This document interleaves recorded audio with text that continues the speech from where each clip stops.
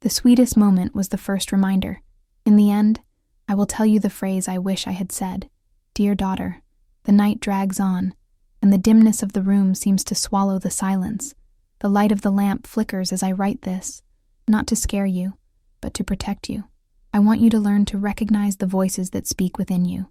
Back then, I was a version of myself that I no longer know. I sought approval in the words of others, yearning for security and empty promises.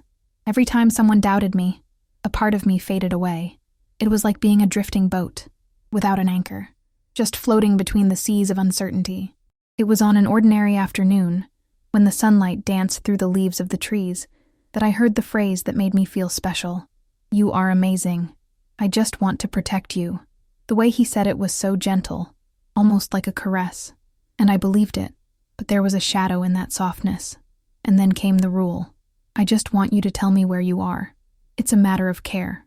In fact, that imprisoned me, but I didn't realize it. The emotion of devotion masked the disguised control that formed like a net around me.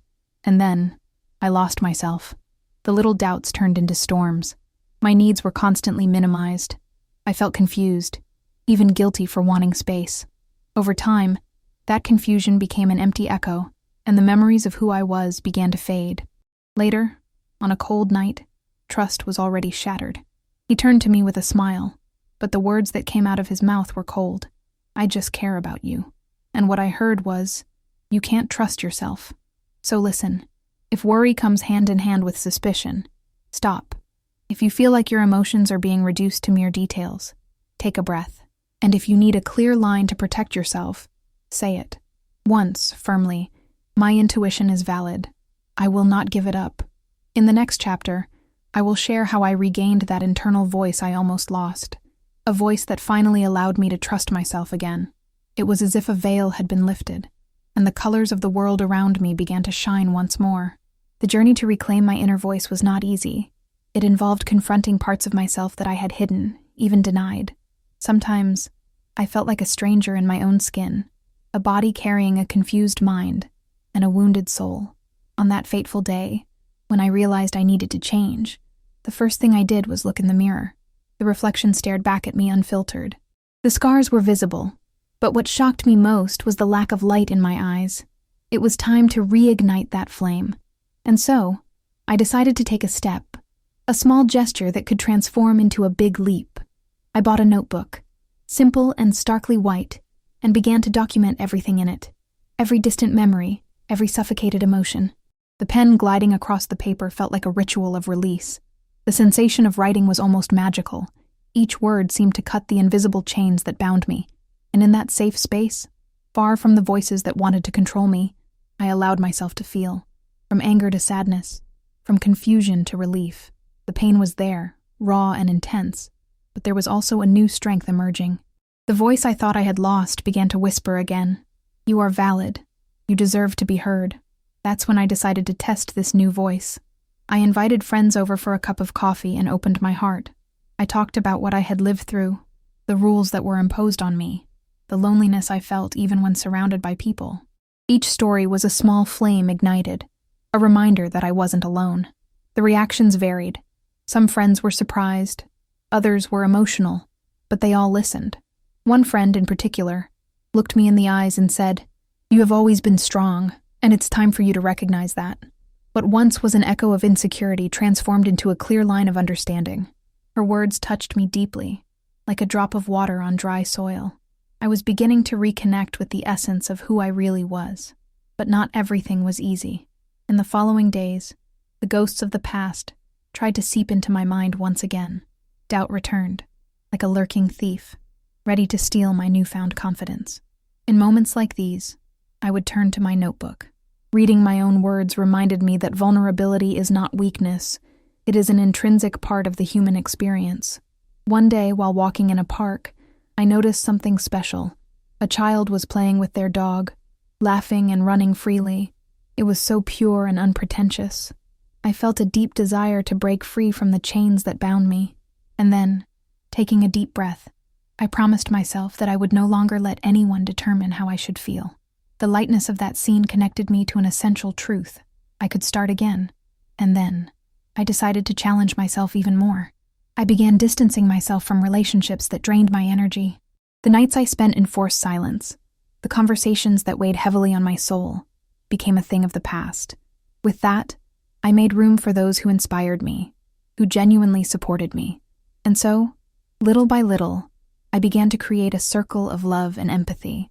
The red flags were there, visible like beacons in a stormy sea. I learned to notice them.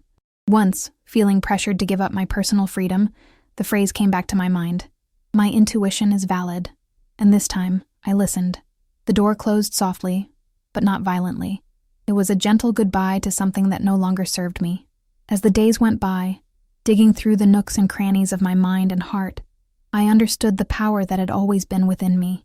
The quest for external validation began to fade away, making room for a new me who embraced her own spirituality and authenticity.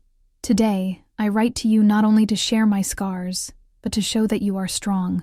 Life can be tough, but you have a voice that echoes louder than any imposed rule. Just like me, you may discover that your essence is a precious treasure.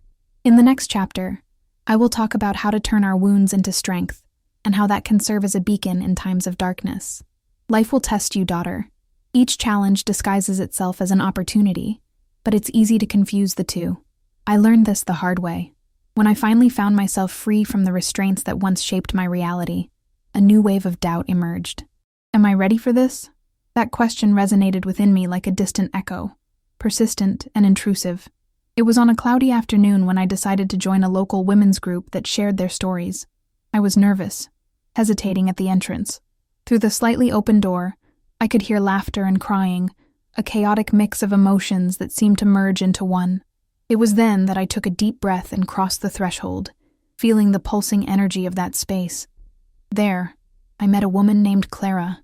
What impressed me most about her was the sparkle in her eyes.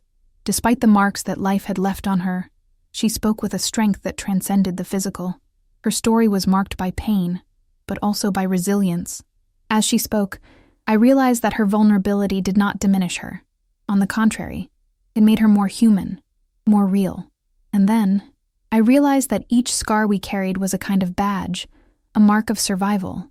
When Clara said, "We are the architects of our own narratives," something inside me ignited. It was as if I could see the construction of my life in a new light, each block being repositioned in a more authentic way. But this new perspective did not come without resistance. The voices of the past still whispered, trying to convince me that light was illusory. The fear of failing, of becoming the fragile version of myself again, followed me like a shadow. And then, what I didn't anticipate was the power of connection. During one of those meetings, I heard a girl talk about a toxic relationship that kept her trapped, and something inside me shifted. The similarities were undeniable. When I finished sharing my own story, I felt tears streaming down my face. But when I looked around, I saw that I wasn't alone. Each tear released not just sadness, but a collective freedom. In that moment, the room full of women became a sanctuary. I felt a deep sense of relief, as if a tremendous weight was being lifted from my shoulders. The warmth and empathy radiating from the group covered my wounded soul like a cloak, and I didn't realize it at the time. But in that instant, I was rewriting the rules. Rules of self-love and compassion, not just for myself, but for all of us. Those conversations became my fuel. With each encounter, a new layer of my pain was falling away, transforming into power. Once, while walking home alone after a meeting, I was overcome by an overwhelming sensation. The city was alive around me, but I felt more connected to my essence than ever before. The biting cold no longer felt threatening. It was as if every step I took reaffirmed my commitment to myself. I looked at the people on the sidewalks, each with their own struggles and stories I would never know. And then, I realized that the vulnerability that once imprisoned me was now a bridge connecting me to others. This journey was not linear, of course. On a sunny morning, I received a message from an ex-partner. He wanted to talk, and the thought made me tremble. I remembered the pain he caused, the rules he imposed as if they were love, and then doubt tried to creep in again. Am I ready for this? However, I took a deep breath and remembered what Clara had said. No one can define who you are. I decided not to back down. I arrived at the cafe where we agreed to meet. The tension in the air was palpable, but I was armed with the truth I had rewritten. As he began to speak, All I heard were echoes from the past. But instead of feeling anger or fear, I realized it was important for me to express how I felt. You no longer have control over me. I am more than the rules you imposed. He looked shocked, as if he hadn't expected resistance.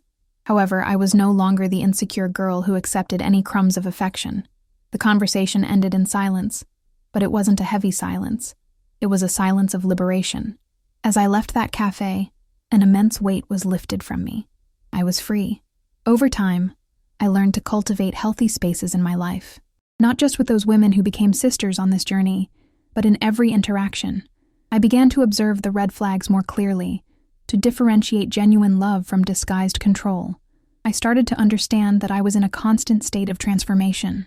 This process of rebuilding felt like the rebirth of a phoenix, where each ash was a lesson and each spark a new possibility. Today, I write to you not just as a mother, but as a woman who has claimed her place in the world, who has learned to dance with her shadows and embrace her lights. You have that strength within you. Don't let anyone dictate who you should be.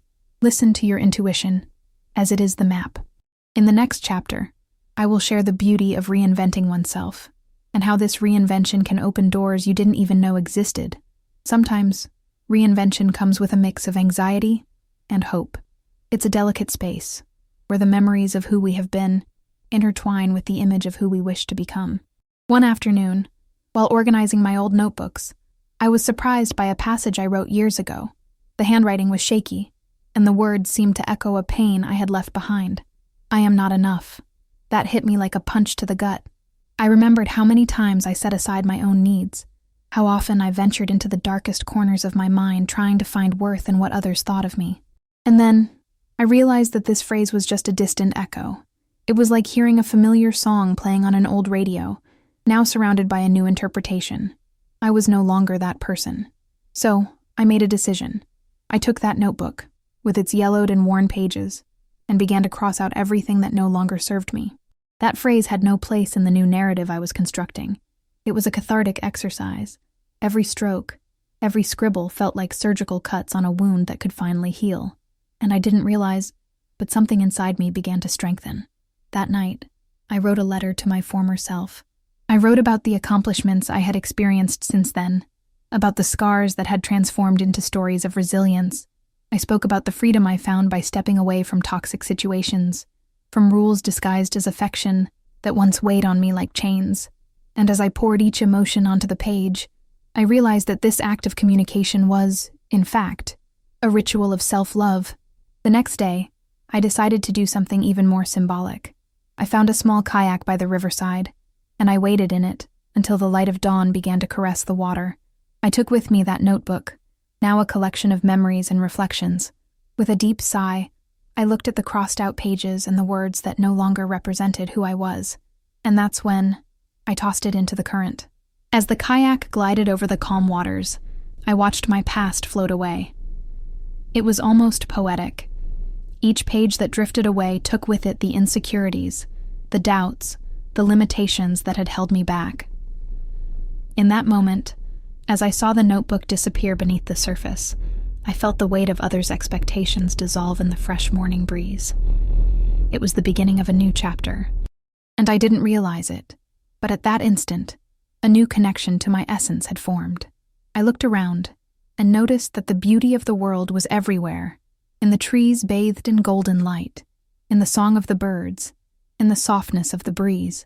Meetings with those women became a fundamental pillar in my journey. With each exchange, each story shared, I realized that I wasn't the only one who had fought.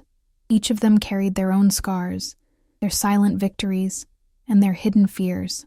The vulnerability that once felt like a weakness transformed into a strong bond of empathy that united us.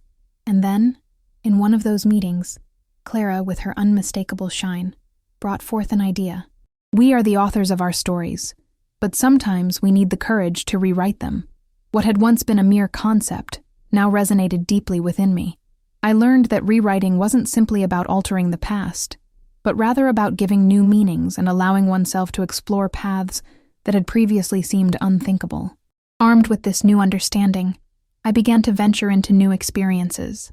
I signed up for dance classes, something I had always dreamed of but never had the courage to pursue. As I moved to the music, I felt joy pulsing in every part of my being.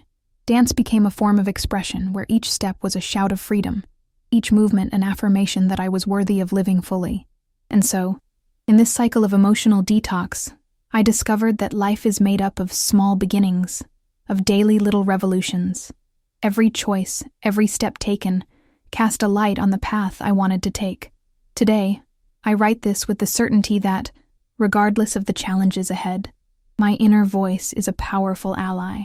In the next chapter, I will explore how to transform these new discoveries into concrete actions, and how each small victory can open doors that once seemed closed. You, my daughter, can also rewrite your narrative, and I will be here to guide you in this process of discovery.